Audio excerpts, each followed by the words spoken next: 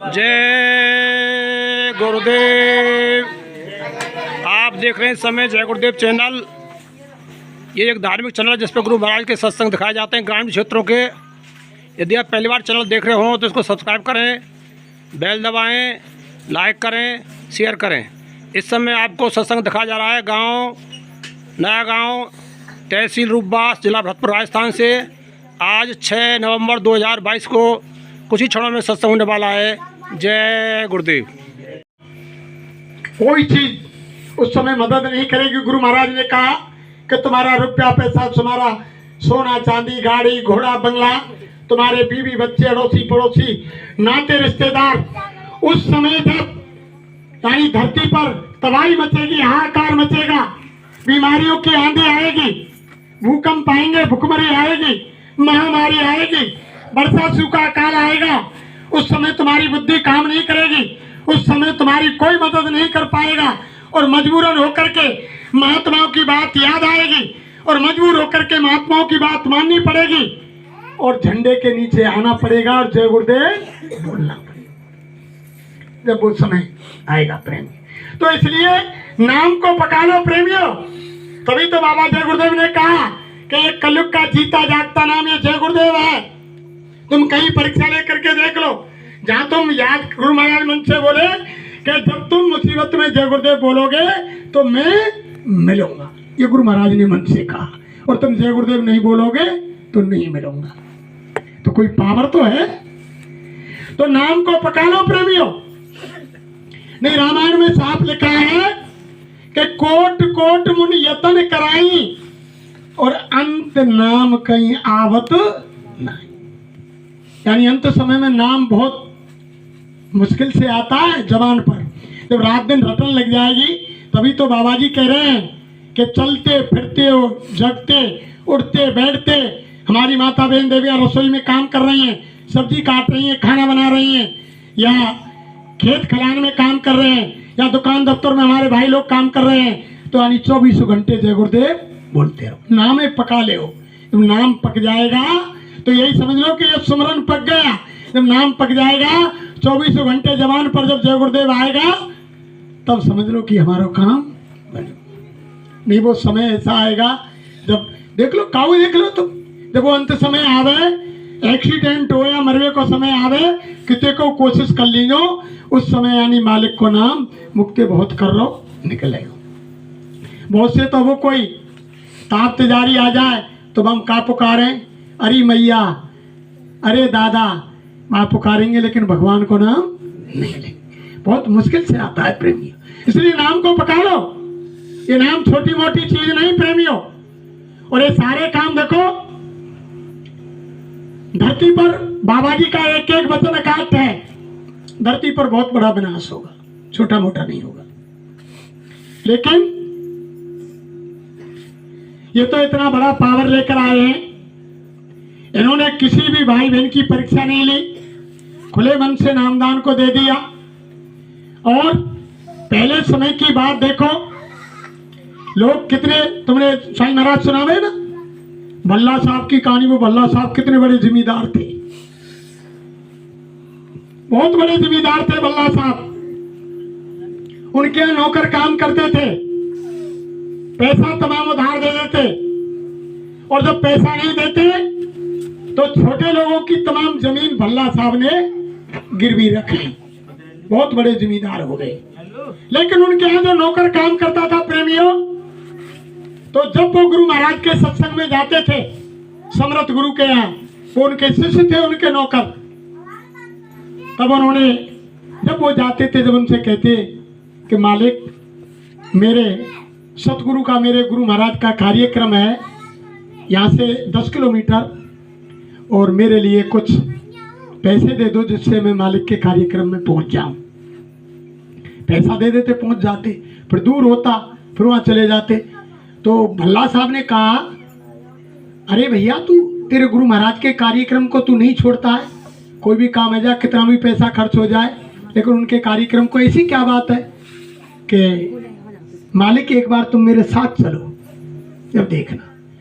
जब वो उनके साथ गए, जब उनका यानी मुखारबिंद से वो वचन सुने कि यानी प्रत्येक इंसान को ईमानदारी मेहनत की कमाई करनी चाहिए।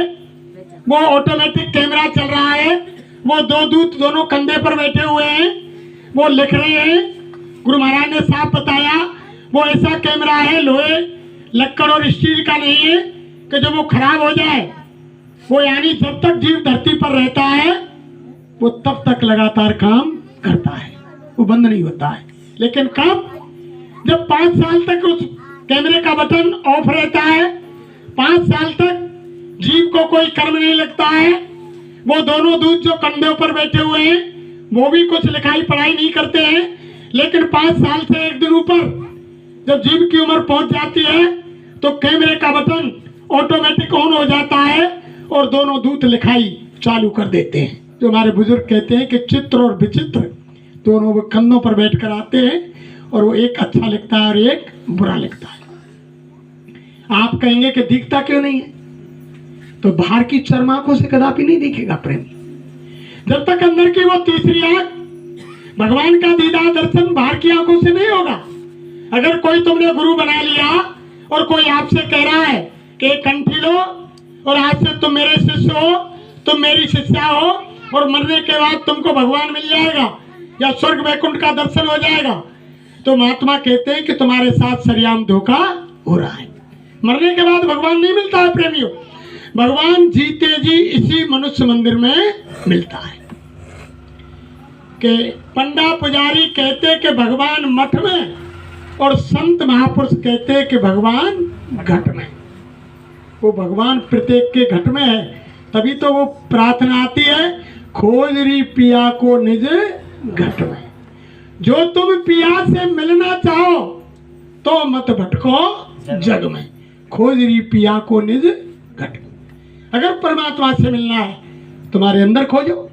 ये तो सबने बताया कि कस्तूरी कुंडल बसे और मृग ढूंढे वन में, और ऐसे घट घट राम है दुनिया जानत ना। मौजूद सब जगह लेकिन नजर आता नहीं, और योग साधन के बिना उसे कोई पाता नहीं। वो कब मिलेगा? जब साधना करेंगे प्रेमी, अंदर की तीसरी आंख खुलेगी। रात दिन हम तुम प्रार्थना बोलते हैं कि कोटन सूरज चांद सितारे रोम रोम में करें उजारे, सत्य पुरुष करतार तुमको लाखों प्रणाम। अरे वो मालिक के साथ जिसके एक एक रोम में यानी अरबों खरबों सूरज चांद रोशनी कर रहे हैं, और हमारी ये बाहर की चर्म आंखें एक सूरज की रोशनी को नहीं देख सकती।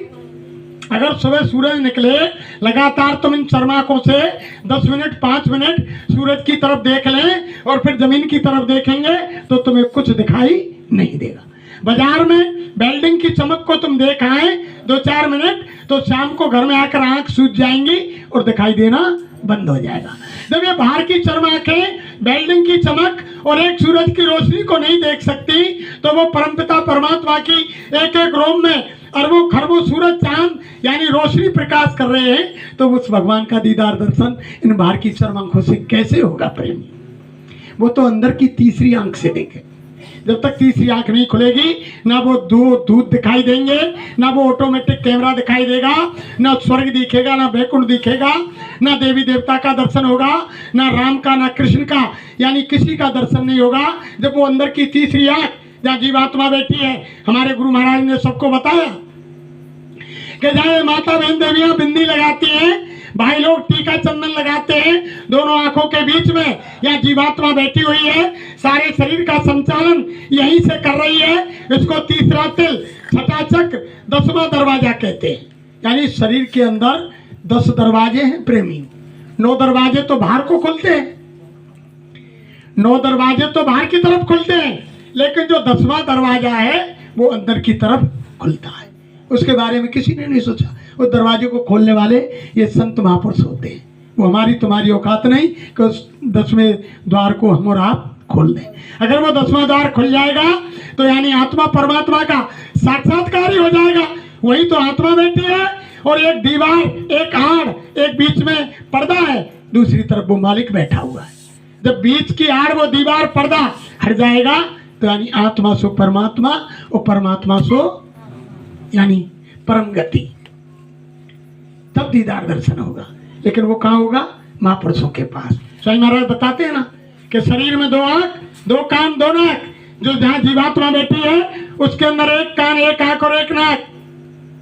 जैसे बाहर के आंख कान यानी जाला आ जाता है, मोतियाबिंद हो जाता है, काला पानी हो जाता है, लेंस खराब हो जाता है, तो हम दिखाई देना बंद हो जाता है, सुनाई देना बंद हो जाता है। तो आई और ये जो सर्जन होता है उसके पास जाते हैं, आंख कान के सर्जन के पास, वो देख करके लेंस बदल देता है या ऑपरेशन कर देता है, अंजन मंजन ड्रॉप दे देता है, तो पुनः दिखाई देने सुनाई देने लग जाता है। ऐसे ही अंदर की जीवात्मा यानी जन्म जन्मांतरों से के 184 खत्म वही ना, कोट कल्प युग 4 गए, कहा करूं नाक में दम आ गई, मरते मरते हार गई। ना जाने कितने जन्म जन्मांतरों से प्रेमियों इस धरती पर जन्म लेते मरते, जन्म लेते मरते चले आ रहे हैं। उनके पाप पुण्य का कर्जा गुरु महाराज ने बताया कि जीवात्मा के अंतकरण पर इतना जमा हो गया कि पहाड़ के पहाड़ लग गए, तुम मूल की का चलाए। गुरु महाराज बोले मन से कि तुम उसकी ब्याज को भी नहीं चुका सकते बिना महात्माओं की दया के, बिना इनकी दया के वो कर्म का कर्जा नहीं चुकता। उसी के कारण जब वो गंदगी छा गई तो जीवात्मा के अंदर की तीसरी आंख, तीसरा कान और तीसरी नाक बंद हो गई। जैसे बाहर के सर्जन के पास जाते हैं, अंदर की जीवात्मा के आंख और कान नाक के सर्जन सतगुरु होते हैं। जब इनके पास जाएंगे वो मंत्र वो युक्ति बता देंगे, घर में बैठ करके आप करेंगे तो अंदर की आंख का वो काला पानी, मोतियाबिंद जाला वो हट जाएगा और आपको दिखाई देने लग जाएगा। यानी अंदर की आंख जब तक नहीं खुलेगी, जिसको थर्ड आई, ज्ञान चक्षु, दिव्य दृष्टि और शिव नेत्र कहते हैं, वो प्रत्येक इंसान के अंदर है। जो शिव नेत्र है वो सबके अंदर है। जो मनुष्य इंसान योनि में आए, कोई भी इंसान ऐसा नहीं है जिसके अंदर वो शिव नेत्र नहीं हो, लेकिन वो बंद पड़ा हुआ प्रेमियों। दीदार दर्शन उसी से होगा प्रेमी, और दूसरी चीज से नहीं होगा। तो देखो जब भल्ला साहब वहां चले गए सत्संग सुनने के लिए, तो उन्होंने देखा कि ये तो बहुत बड़ी चीज है। तो उन्होंने जितने भी सत्संग सुना, जिनकी जमीन ली, सबकी जमीन वापस कर दी और यानी सबको लौटा दिया कि मैंने तो बहुत बड़ा पाप किया है जीवन में, छोटा मोटा पाप नहीं किया। सब जमीन को लौटा दिया और जब नामदान लेते ही उनकी धर्म पत्नी खत्म हो गई। धर्म पत्नी खत्म होने के बाद उनका लड़का खत्म हो गया, अकेले रह गई। आश्रम पर आने जाने लगे। गुरु महाराज ने कहा, अरे बच्चा भल्ला, जब तुम्हारे घर पर कोई है ही नहीं तो तुम उस जमीन का क्या करोगे, उसको बेच दो। तभी तो महापुरुषों ने कहा कि पहला बंधन देह का, जीवात्मा के ऊपर पहला बंधन देह का, और दूजो त्रिया जान, और तीजो बंधन पुत्र को, तो चौथो नाती मां। और नाती के पुण्य नाती भये, ताको कौन ठिकान, हाथ हवेली महल तुम्हारे, कहां तक करूं बखान। चोलर पचलर सतलर रस्सी, ये जीव बांध लियो जहान, और बिना मरे गोन ना छूटे, जीते जी तुम सुनो ना कान। यानी एक रस्सी ते कौ जानवर बांधे हम, भैंस है, गाय, बकरिया है, वो दिन भर एक रस्सी से बंधी माही घूमती रहे। जीव कितनी रस्सियों से बंधा हुआ है, छोटे मोटे बंधन नहीं है, बहुत बड़े बंधन है। एकासो बंधन ना है, पहलो बंधन देह को, दूजो त्रिया जान, तीजो बंधन पुत्र को, चौथी नातो मान, नाती मान। नाती के पुण्य नाती वो, ताको कौन ठिकान, हाथ हवेली महल तुम्हारे, इनको कहां तक करूं बखान। यानी कोई ठिकाना नहीं।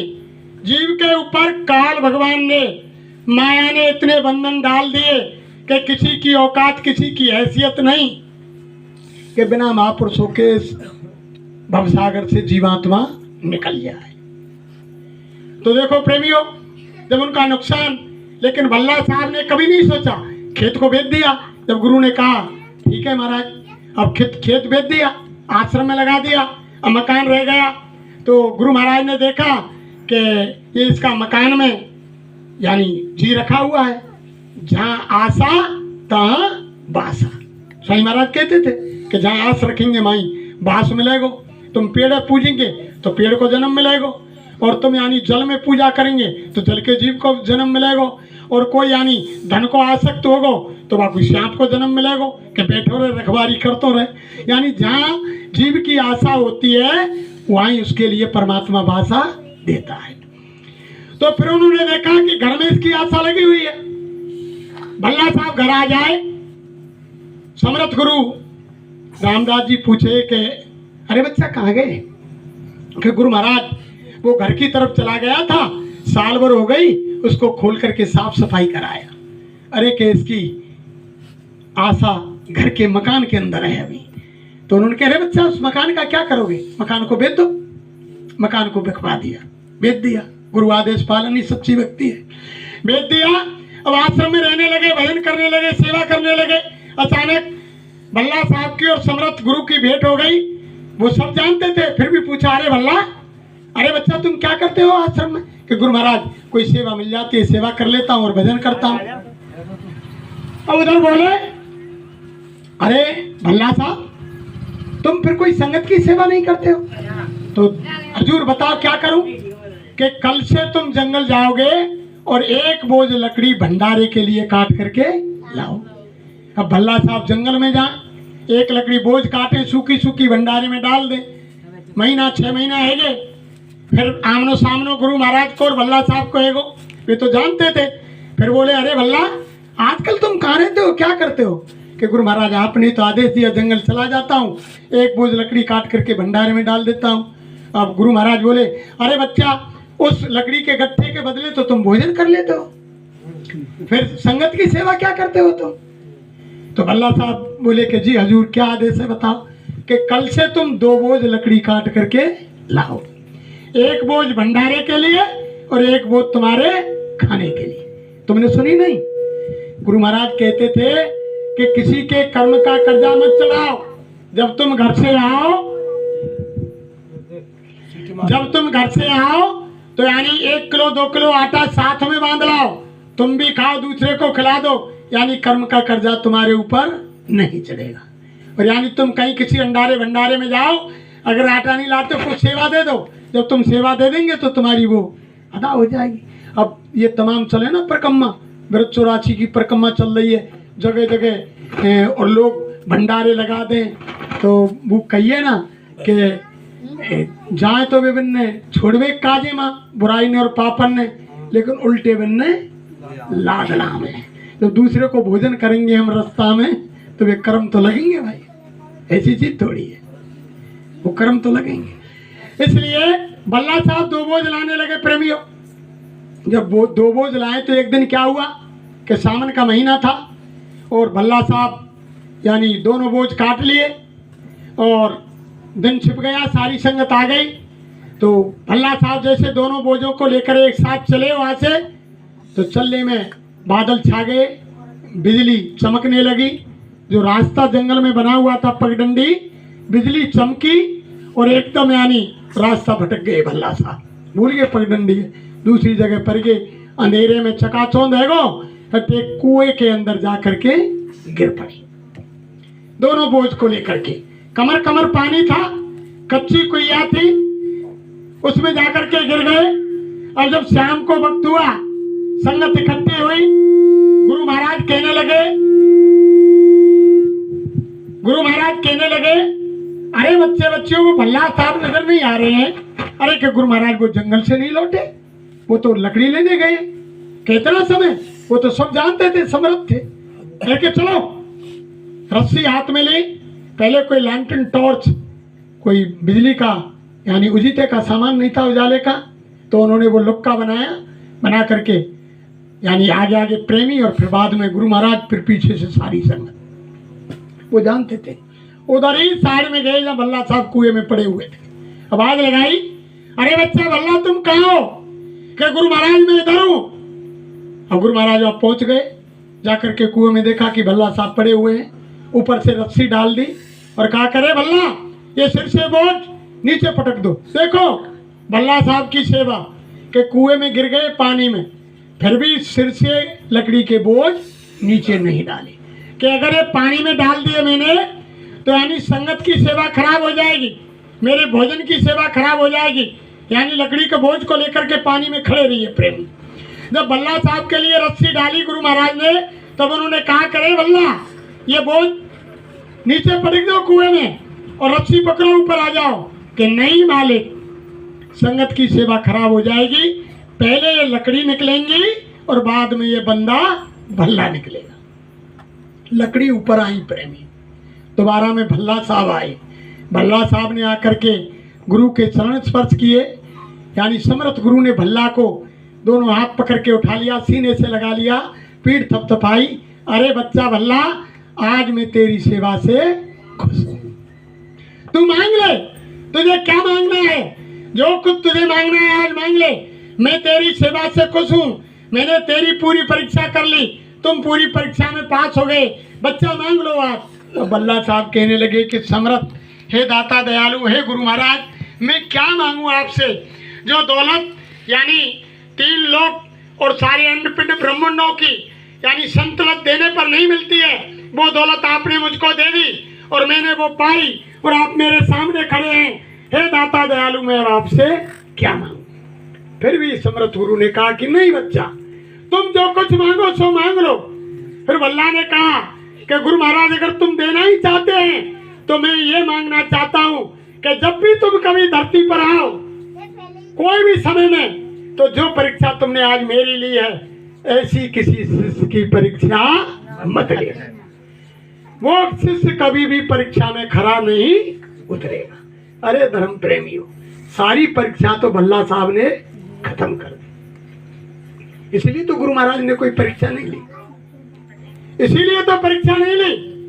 गुरु महाराज ने सारी परीक्षा भल्ला साहब ने खत्म कर दी कि गुरु महाराज देना चाहते हैं तो मुझे ये दो कि भविष्य में जब भी कभी तुम धरती पर आए मनुष्य शरीर में, तो किसी अपने बंदे की परीक्षा मत लेना, और अगर तुमने परीक्षा ली मेरी सी, तो कोई तुम्हारी परीक्षा में खरा नहीं उतरेगा।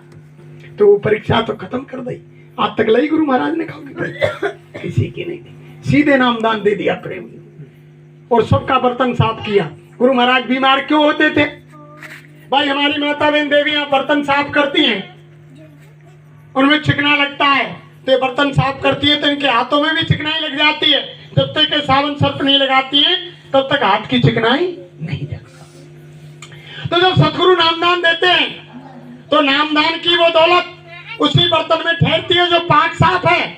अभी हमारी ये माता बहन देवियां गाय भैंस का दूध धोने जाए, अगर बर्तन में खटाई पड़ी है, नींबू पड़ा हुआ है, गाय भैंस का दूध धो दिया, गर्म करने पर वो फट जाएगा, दूध शुद्ध नहीं रहेगा। और अगर बर्तन साफ है, दूध को धो लिया, गर्म करने के बाद वो अमृत का काम करेगा। ऐसे ही अगर गंदे बर्तन के अंदर वो नाम की दौलत डाल दी, वो नहीं ठहरेगी।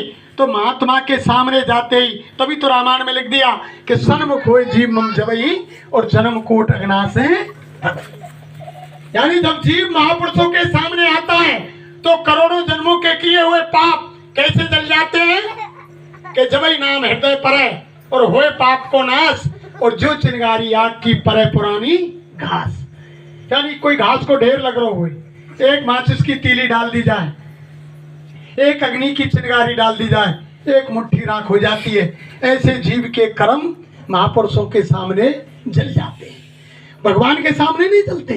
भगवान ने तो साफ रामायण में कह दिया, कर्मों की माफी यानी संत सतगुरु फकीरों के दरबार में मिलती है प्रेमियों। भगवान माफ नहीं करता है, भगवान तो न्यायकारी है, न्यायाधीश है, जज है। वो अच्छा कर्म करोगे तो अच्छा फल देगा और बुरा कर्म करोगे तो बुरा फल देगा, वो माफ करने वाला नहीं।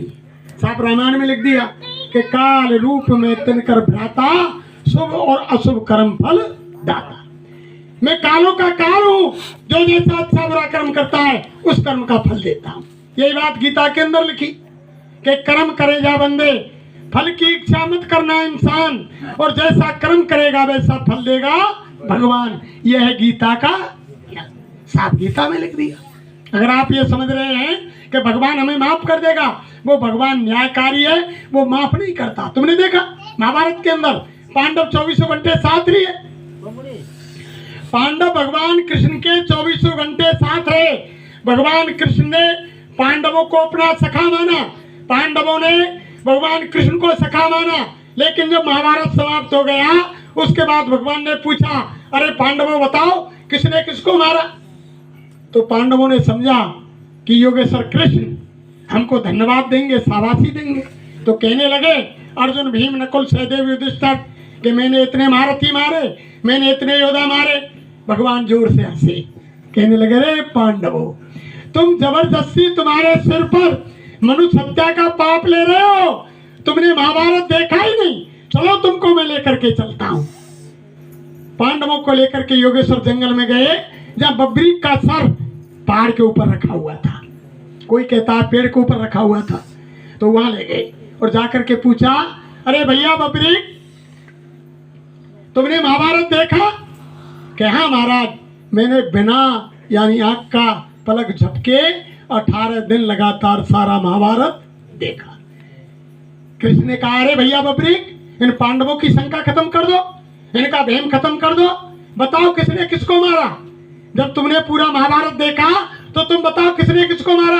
तो बब्रीक ने कहा कि महाराज, किसी ने किसी को नहीं मारा, एक आपका सुदर्शन चक्र चल रहा था और प्रत्येक योद्धा के शरीर से और यानी सिर को अलग कर रहा था। मैंने तो केवल सुदर्शन चक्र देखा, आपका किसी ने किसी को नहीं मारा। तो योगेश्वर ने कहा, पांडवों, तुम जबरदस्ती मनुष्य हत्या का पाप ले रहे हो कि मैंने मारा, मैंने मारा। अरे तुम चले जाओ बैतरणी में, हिमालय में चले जाओ और एक एक गल करके खत्म हो जाओ और सीधे नरक को चले जाओ। ये हमारा इतिहास बता रहा है ना। पांडव सीधे नरक को चले गए जो भगवान के साथ रहे। तो प्रेमियों, हमने तो भगवान के, आपने, हमने तो भगवान के दर्शन ना करे, कौन ने देखो, फिर हमारा और आपको क्या हो। जो लोग भगवान के साथ रहे और उन्होंने कर्म कर्जा मनुष्य मारने की हत्या सिर पर रख ली तो वो सीधे नरक चले गए। तो आपका और हमारा क्या होगा। हमने तो, आपने तो भगवान की शक्ल ना देखी, वे तो संग रही है 24 घंटा। अरे प्रेमियों, भगवान को भी कर्म का बदला देना पड़ा। जब योगेश्वर कृष्ण, सारा खेल खत्म हो गया, अर्जुन का अपमान घटाने के लिए द्वारका के लिए अर्जुन भेज दिए कि जाओ अर्जुन, गोपिकाओं को द्वारका से ले आओ। तब कहते हैं ना बुजुर्ग के समय समय की बात है और समय बड़ो बलवान, और भीलन लूटी गोपिका बेई अर्जुन बेई बान। यानी गोपिका ने लेके आए तो भीलन ने रास्ता में घेर लियो अर्जुन। वही तो गांडीव धनुष हो, जहाँ पे वो प्रत्यंचा चढ़ावे हो तो 3 लोक में आवाज है जाई कि अर्जुन को गांडीव है। लेकिन ना तो ज्यादा गांडीव ने काम करे, ना अर्जुन की ताकत ने काम करे, और दे दे थप्पड़ और सब गोपिका भीलन ने और भगा दियो मात। उसका सारी शक्ति खींच लाई, वो माया भगवान की थी। और प्रेमियों, में ये पूछना चाहता हूं आपसे कि ऐसा कौन सा कसूर गोपिकाओं से बन गया जो आधे जीवन तक, आधी उम्र तक भगवान कृष्ण के साथ रही और आधा जीवन उन्होंने खाने पीने वाले कोल भीलों के साथ बिताया। जब भगवान को दर्शन ही कर लियो उनने, जब वे भगवान की भगत ही बन गई, भगवान की शरण में आ गई, फिर तो उनने कोल भीलन के संग जाना ही ना चाहिए। वे कोल भीलन ने छीन ली और आधी उम्र खाने पीने वालों के साथ व्यतीत हुई। ये हमारे धर्मशास्त्र कह रहे हैं, हम नहीं कह रहे हैं। तो ऐसा कौन सा कसूर बना उनसे, भगवान भी नहीं बचा पाए उनको। तो एक कर्म का लेख है प्रेमियों, भगवान माफ नहीं कर सकता कभी भी। फिर देखो, पेड़ के नीचे योगेश्वर कृष्ण बैठ गए, एड़ी में पद्म था। उद्धव महाराज आए पहले, तो उन्होंने सुना कि योगेश्वर कृष्ण अपने परम धाम को जा रहे हैं। आकर के योगेश्वर कृष्ण से कहा कि महाराज, मैंने ऐसा सुना है कि तुम तुम्हारे परम धाम को जा रहे हैं। कि हाँ भैया उद्धव, अब मेरा सारा काम हो गया, अब मैं एक काम के लिए इस पेड़ के नीचे बैठा हूँ, उस काम होने के बाद मैं मेरे परम धाम को चला जाऊंगा। राक्षसों का विनाश हो गया, धर्म की स्थापना हो गई, भक्तों की रक्षा हो गई, अब मैं मेरे परम धाम को चला जाऊंगा। उद्धव ने कहा कि भैया योगेश्वर, मुझे भी तुम्हारे साथ ले चलो, सारी जिंदगी तुम्हारे साथ बीत गई। तब कृष्ण ने कहा कि भैया उद्धव, मेरे पास इतना पावर, इतनी ऑथोरिटी नहीं कि मैं तुमको सीधे मेरे परम धाम को ले चलूं।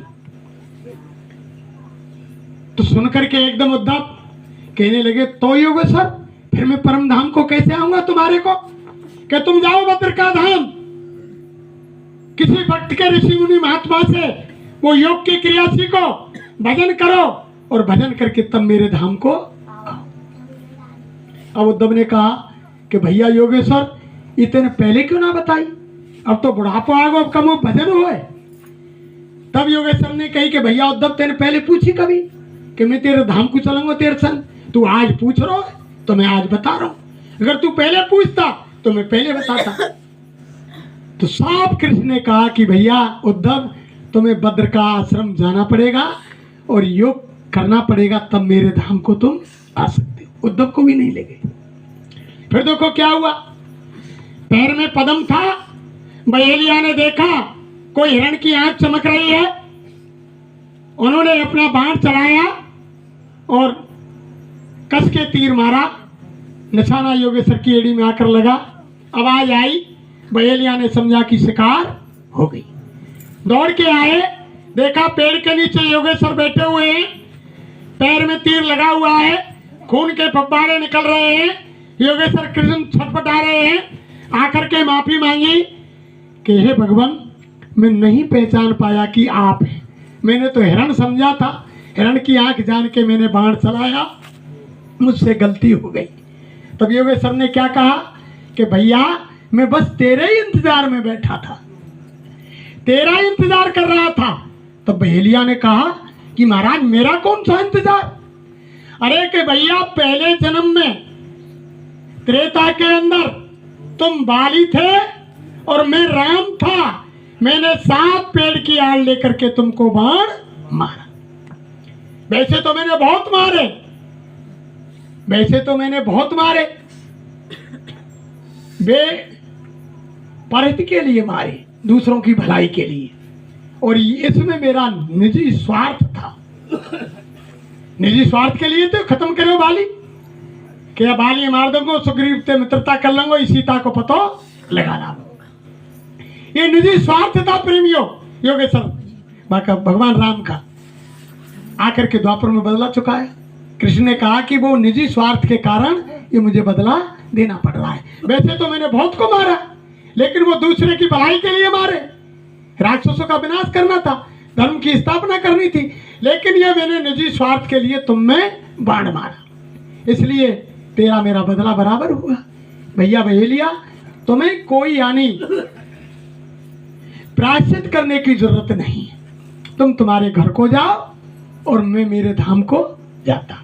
तो देखो धर्म प्रेमियों, जिनको हम भगवान मानते हैं, जिनकी पूजा करते हैं, उनको बदला देना पड़ा तो आप हम किस खेत की मूली हैं, क्या आपको हमको बदला नहीं देना पड़ेगा? जब त्रेता के अंदर छुप करके राम ने बाली को मारा, द्वापर में आकर के बहेलिया ने छुप करके तीर कृष्ण को मारा, जब बदला बराबर हुआ, हम किसी की उंगली काटेंगे, क्या हमको उंगली नहीं कटवानी पड़ेगी? किसी की गर्दन काटेंगे, क्या हमारी गर्दन नहीं काटी जाएगी? किसी से रिश्वत लेंगे, क्या हमको रिश्वत नहीं देनी पड़ेगी? किसी के साथ अन्याय करेंगे, क्या उसका भुगतान हमको नहीं करना पड़ेगा? ये कर्म का देश है प्रेमियों। अरे प्रेमियों, वो सच्चा साथी बना लो। किसी महात्मा को ये संसार किसी का नहीं, अपना कहूं किसी में अपना ना या कोई, और अपना कहा जिसे काम आया ना कोई, या कोई काम आने वाला नहीं है प्रेम। ये जब तक हाथ पैर चल रहे, जब तक कमाई कर रहे हैं, जब तक तो सब पूरा कुटुंब परिवार प्यार करेगा, लेकिन जब गाड़ी लेन के उतर नहीं जाएगी और जब खाट में पड़ जाएंगे, जब बचपन से और बुढ़ापे तक की सारी रील याद आएगी कि मैंने क्या करो और अभी कुटुंब परिवार मेरे संग क्या कर रहा है, सारी रील। और आदमी कब चले? भगवान की तरफ जब बुढ़ापा आ जाए। वो कह दे ना कि पहले बैल जब कोई काम को ना रहे, खुर गिर जाए, दांत गिर जाए, जब आके नाथ मुड़ेला ने काट दे तो क्या कही कि रही ना काऊ दीन की और सेत ना कोई ले, और ऐसे बूढ़े बैल को कौन बांध भूस दे। कोई ट्रैक्टर ले आयो, उसको मारो न हो, और ट्रॉली ले आओ लोन पे निकाल के, 2-4 बीघे खेतों बाने गिट्टी पत्थर भूटान में ट्रॉली और ट्रैक्टर चालू कर दिए।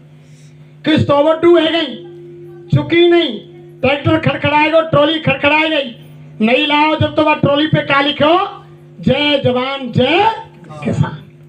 और जब ट्रॉली खड़खड़ा गई, ट्रैक्टर खड़खड़ाएगा, लोन ओवर है, जब दोबारा रंग करायो, जब फिर क्या लिखो कि भगवान तेरा ही सहारा।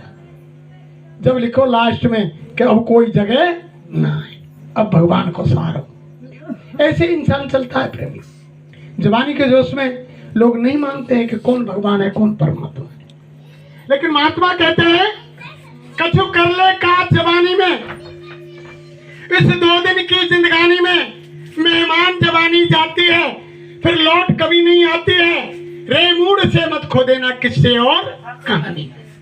बड़े भाग से नर्तन पाई है, सौभाग्य जवानी आई है और भगवान इसी में मिलते हैं, क्या ढूंढे पत्थर पानी में। कछु कर ले काज जवानी में, इस 2 दिन की जिंदगानी। यादें खोज प्रभु की कर और तुझे मिल जाए तो है जाए निडर, लेकिन वो भी बिना गुरु के मिलते नहीं, सब धर्म कहे निज वाणी में। कछु कर ले काज जवानी में, इस 2 दिन की जिंदगानी। लेकिन खोज तो करेंगे लेकिन बिना गुरु के नहीं मिलते हैं प्रेमियों। गुरु की तलाश करनी पड़ेगी, और गुरु किसी हाड़ नाच का लाल पीरे दोहरे कपड़े डाली बाल का नाम गुरु नहीं है प्रेमी।